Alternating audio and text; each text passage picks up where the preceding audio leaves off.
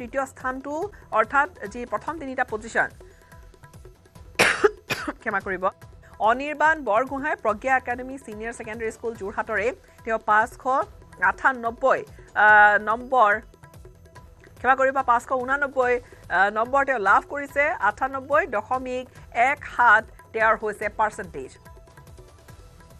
HSLC result কোনে কি ফলাফল লাভ কৰিলে প্ৰথম তিনিটা স্থান যেহেতু 10টা স্থান আজিকালি ঘোষণা সেই ধৰণে কৰাৰ নিয়ম আৰু নাই আৰু যোৱা বেলিকা আমি দেখিছিলো যে প্ৰথম শীৰ্ষ তিনিটা নম্বৰ অধিক নম্বৰ পোৱা যি ছাত্ৰ ছাত্ৰী কেইগৰাকী বা শিক্ষাৰ্থী পৰীক্ষাৰ্থী কেইগৰাকীৰ নাম আচলতে সেবাই প্ৰকাশ কৰিছিলে আৰু এই মুহূৰ্তত আসাম ষ্টেট স্কুল এডুকেশ্যন বোৰ্ডে ASSEB এ ঘোষণা কৰিছে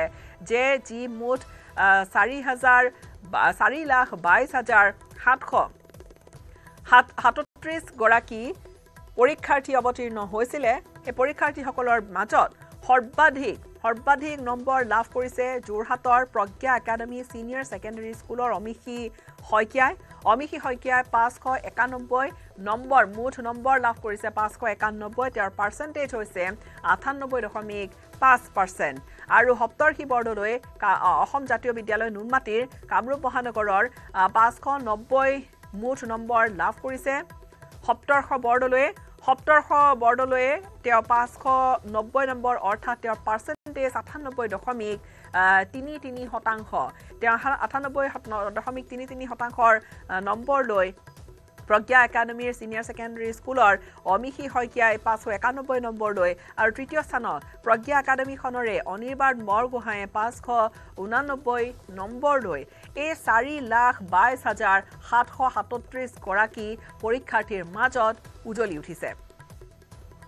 অৰ্থাৎ সৰ্বাধিক তিনিটা যি নম্বৰ লাভ কৰা যি তিনি গৰাকী পৰীক্ষাৰ্থী তেওঁলোক হৈছে যোৰহাটৰ দুখন নিশ্চিত ৰূপত যোৰহাটৰ প্ৰজ্ঞা একাডেমি সিনিয়ৰ সেকেন্ডাৰী স্কুলত এই মুহূৰ্তত এটা বেলেগ ধৰণৰ হৰখুল্লাসৰ এটা পৰিৱেশ হ'ব এটা বেলেগ ধৰণৰ এটা আনন্দ উৎসৱৰ এটা পৰিৱেশ দেখা যাব প্ৰজ্ঞা একাডেমি আৰু দ্বিতীয়তে ক'ব লাগিব নুনমাটিৰ অসম জাতীয় বিদ্যালয় ভাল ফলাফল এইবাবেই কিয়নো প্ৰথম তিনিটা স্থানত থকা শিক্ষাৰ্থী কেইগৰাকীৰ ভিতৰত অসম জাতীয় বিদ্যালয়ৰ নুনমাটিৰ সপ্তৰ্ষ বৰ্ডলৈ দ্বিতীয় স্থানত আছে 590 নম্বৰ লাভ কৰিছে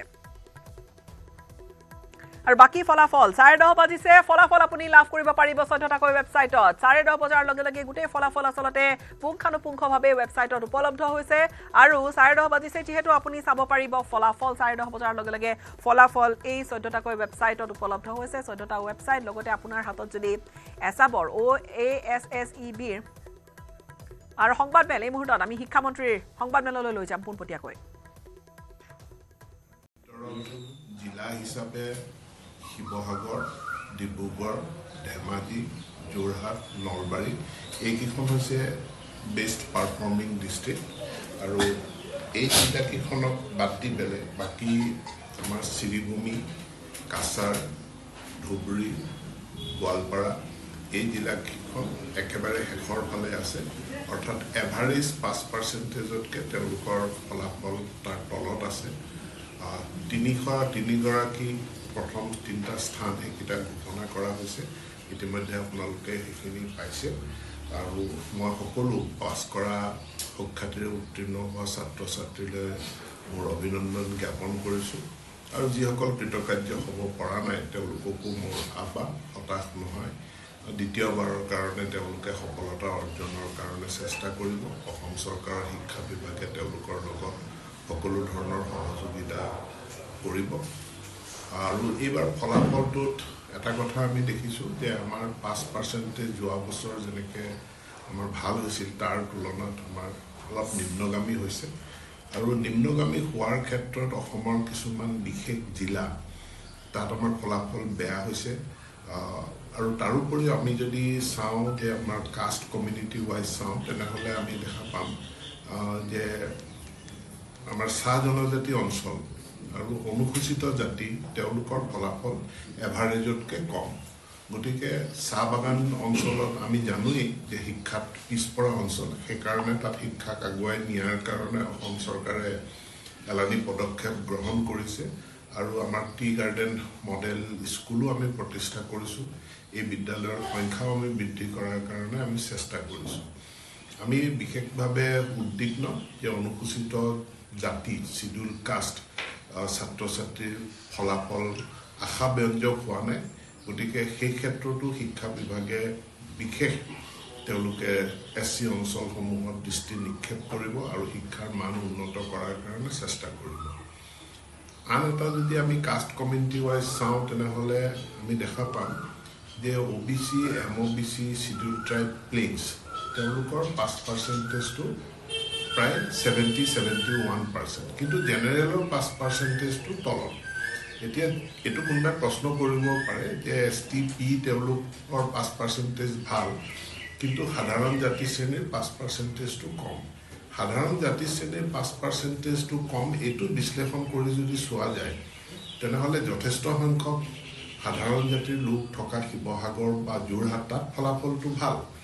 কিন্তু যেহেতু চৰ অঞ্চলৰ ব্যক্তি লোকসকলো সাধাৰণ জাতিৰ ভিতৰতে অন্তৰ্ভুক্ত হয় গতিকে গোৱালপাৰা ধুবুৰী কাছাৰ শ্ৰীভূমি আদি জিলাৰ বেয়া ফলাফলটোৱে সাধাৰণ যিটো জেনেৰেল কেটেগৰী অফ ষ্টুডেণ্টছ তাত 5%টো তাত নিম্নগামী কৰাত এটা তেওঁলোকৰ কণ্ট্ৰিবিউশ্যন এটা আছে আৰু এই দিশটো আমি বিশেষভাৱে চাম গতিকে সামগ্ৰিকভাৱে যদি চোৱা যায় মই আসাম ষ্টেট স্কুল এডুকেশ্যন বৰ্ডক তেওঁলোকক ধন্যবাদ জ্ঞাপন কৰিছোঁ যে খুব কম সময়ৰ ভিতৰত আৰু বিশেষকৈ বিহুৰ আগে আগে তেওঁলোকে ফলাফল ঘোষণা কৰিবলৈ সক্ষম হৈছে ইতিমধ্যে আমাৰ যিটো দৰ্পণ পৰ্টেলটো সাজু কৰি তোলা হৈছে হায়াৰ ছেকেণ্ডেৰীত নামভৰ্তি কৰিবৰ কাৰণে আৰু হায়াৰ ছেকেণ্ডেৰীত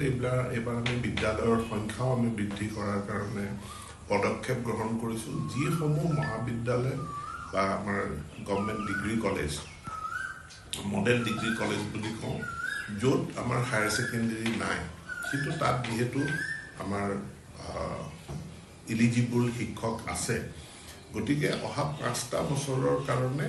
আমি এই মহাবিদ্যালয়সমূহতো হায়াৰ ছেকেণ্ডেৰী শ্ৰেণী খুলিবৰ কাৰণে আৰু বিশেষভাৱে য'ত বিজ্ঞান আছে বিজ্ঞান শাখা খুলিবৰ কাৰণে আমি ব্যৱস্থা গ্ৰহণ কৰিছোঁ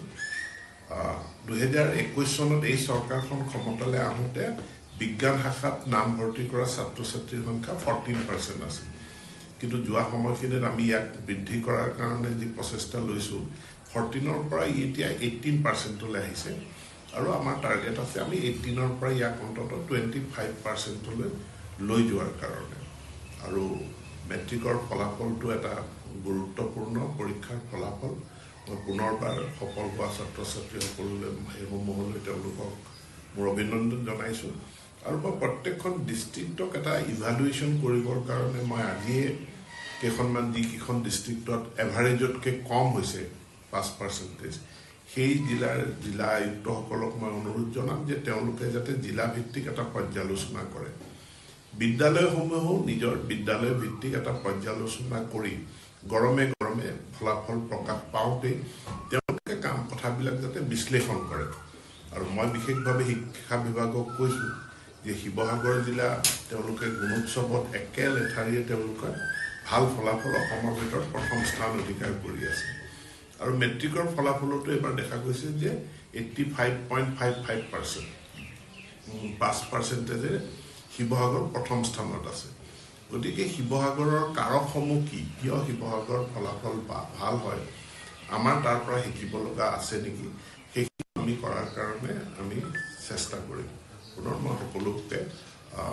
এই পৰীক্ষাৰ প্ৰক্ৰিয়াত জড়িত যিসকল ব্যক্তি আছিল আমাৰ Assam state school education board জিলা প্ৰশাসন অসম আৰক্ষী শিক্ষকসকল বিভিন্ন বিদ্যালয়ৰ যিসমূহ SMDC আছিল স্কুল মেনেজমেণ্ট এণ্ড ডেভেলপমেণ্ট কমিটিৰ সদস্য আছিল চেণ্টাৰবিলাকৰ বিভিন্ন দায়িত্বত থকা ব্যক্তি সকলোকে মোৰ ফালৰ পৰা মই কৃতজ্ঞতা প্ৰকাশ কৰিছোঁ ধন্যবাদ জ্ঞাপন কৰিছোঁ যে 2025ৰ এই SSLC বৃহৎ পৰীক্ষা য'ত 4,22,000 ছাত্ৰ ছাত্ৰী অৱতীৰ্ণ হৈছিল এই গোটেই পৰীক্ষাটোৰ এটা সুন্দৰ পৰিসমাপ্তি ঘটোৱাৰ কাৰণে তেওঁলোকলৈ মোৰ কৃতজ্ঞতা ধন্যবাদ জ্ঞাপন কৰিছোঁ হয় চৰকাৰী যিসমূহ বিদ্যালয় চৰকাৰী বিদ্যালয়সমূহ আৰু ব্যক্তিগত খণ্ডৰ বিদ্যালয় চৰকাৰী খণ্ডৰ বিদ্যালয়ৰ এইবাৰ যি ফলাফল পূৰ্ব বছৰতকৈ কেনেধৰণৰ কেনেকুৱা ইমানখিনি এনালাইচিছ আমি এতিয়া ৰিজাল্টটো জাষ্ট 10:30 হৈছে আৰু এইটো পাব্লিছ হোৱাৰ আগত আমি কোনেও নাচাওঁ যেতিয়া ফলাফলটো প্ৰকাশ পাইছে আমি ইয়াৰ এটা বিশ্লেষণ আমি কৰিম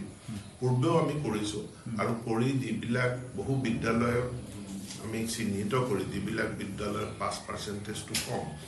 তেওঁলোকক কাৰেক্টিভ মেজাৰ্ছ ল'বলৈ দিয়া হৈছিল আৰু কাৰেক্টিভ মেজাৰ্ছ লোৱাৰ পাছত আমি ইম্প্ৰুভমেণ্ট যথেষ্টখিনি আমি দেখা পাইছোঁ এতিয়াও পুনৰ আমি সেই এক্সাৰচাইজটো কৰিম আমি চিহ্নিত কৰিম কোনবিলাক বিদ্যালয়ৰ কাৰণ আমাক ধৰি লওক অসমৰে ভিতৰত এতিয়া শিৱসাগৰত 85 ধেমাজিটো 80ৰ ওপৰত আছে বা ডিব্ৰুগড়তো 80ৰ ওপৰত আছে কিন্তু কিছুমান জিলাত 50 আশে পাশে গৈছে যিকেইখন জিলাত এভাৰেজতকৈ কম 5% হৈছে সেই জিলাকেইখনত আমি বিশেষ গুৰুত্ব দিম আন এটা এইবাৰৰ উল্লেখযোগ্য ষ্টেটিষ্টিক্স ডাটা হ'ল যে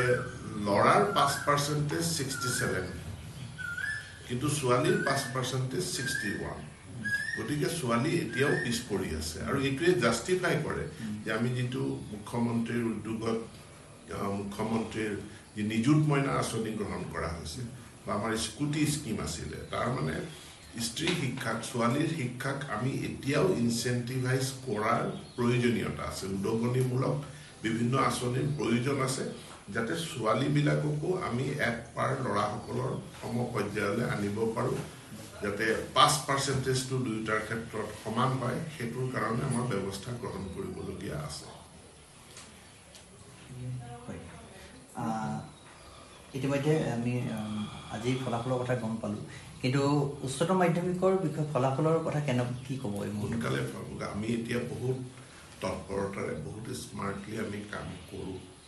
আৰু বহুখিনি পূৰ্ব পৰিকল্পনাৰে কাম কৰোঁ গতিকে আমি দায়বদ্ধ যে হায়াৰ ছেকেণ্ডেৰী পাছ কৰি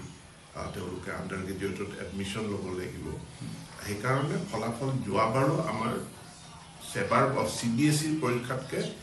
মানে হায়াৰ ছেকেণ্ডেৰী পৰীক্ষা আমাৰ ফলাফল আগতীয়াকৈ প্ৰকাশ পাইছে গতিকে এই ফলাফলো আমি সোনকালে দিয়াৰ কাৰণে আমি চেষ্টা কৰিম ইতিমধ্যে আণ্ডাৰ গ্ৰেজুৱেট এডমিশ্যনৰ আমি গোটেই প্ৰক্ৰিয়া আজিৰে পৰা আৰম্ভ কৰিছোঁ আজি বিয়লি 4 বজাৰ পৰা আমাৰ যিটো সামৰ্থ পৰ্টেল সেই সামৰ্থ পৰ্টেলৰ জৰিয়তে এডমিশ্যন হ'ব গতিকে সেইটো আমি আজিৰ পৰা আমি আৰম্ভ কৰিছোঁ তাকটো লাইভ কৰিম গতিকে সকলো শিক্ষানুষ্ঠানে তাত পঞ্জীয়ন কৰিব লাগে সামৰ্থ পৰ্টেলৰ জৰিয়তে যোৱাবাৰ যেনেকৈ কোনো মানে হেচেল নোহোৱাকৈ এডমিশ্যন হৈছে এইবাৰো হ'ব হায়াৰ ছেকেণ্ডেৰী এডমিশ্যন দৰ্পণ পৰ্টেলৰ জৰিয়তে হ'ব গতিকে দৰ্পণ পৰ্টেলটো সাজু কৰি তোলা হৈছে আগৰ নিচিনা ছাত্ৰ ছাত্ৰীয়ে অসমৰ বিভিন্ন চহৰ ভ্ৰমি ফুৰিব নালাগে এডমিশ্যনৰ কাৰণে কোনোবাই গুৱাহাটীত এডমিশ্যন ল'ম বুলি ভাবিছে ডিব্ৰুগড়ত ল'ম বুলি ভাবিছে বা শিৱসাগৰত তেওঁলোকে পঢ়িম বুলি ভাবিছে এতিয়া শিৱসাগৰ ডিব্ৰুগড় গুৱাহাটী ক'তো নোযোৱাকৈ নিজৰ ঘৰতে বহি তেওঁলোকে এডমিশ্যনটো এনচিয়ৰ কৰিব পাৰে আৰু চিটটো কনফাৰ্ম হোৱাৰ পাছত তেওঁ গৈ পেলাই তাত এডমিশ্যনটো গৈ ল'ব পাৰে গতিকে পূৰ্বৰ যিটো ফিজিকেল মুডৰ নিজে গৈ দৰঙত খুন্দিয়াই ক'ৰবাত গুৱাহাটীত গৈ পেলাই খুন্দিয়াই JB কলেজত গৈ পেলাই চায় এতিয়া সেই ব্যৱস্থাৰ পৰিৱৰ্তে এটা ডিজিটেল প্লেটফৰ্ম হায়াৰ ছেকেণ্ডেৰী এডমিশ্যনৰ কাৰণে দৰ্পণ পৰ্টেল আৰু ডিগ্ৰী এডমিশ্যনৰ কাৰণে সামৰ্থ পৰ্টেল এই পৰ্টেলৰ জৰিয়তে তেওঁলোকে ঘৰত বহি নিজৰ মোবাইল ফোনৰ পৰা তেওঁলোকে নিজৰ এডমিশ্যনটো কনফাৰ্ম কৰিব পাৰিব তথাপি নিৰ্বাচনৰ পূৰ্বে হায়াৰ ছেকেণ্ডেৰী ফলাফল ঘোষণা কৰাৰ সম্ভাৱনা আছে নেকি মইতো কৈছোঁ সোনকালে মানে নিৰ্দিষ্ট তাৰিখটো ক'ব নোৱাৰোঁ আৰু বোৰ্ড এটা স্বতন্ত্ৰীয়া সংস্থা গতিকে আমি এদিন বা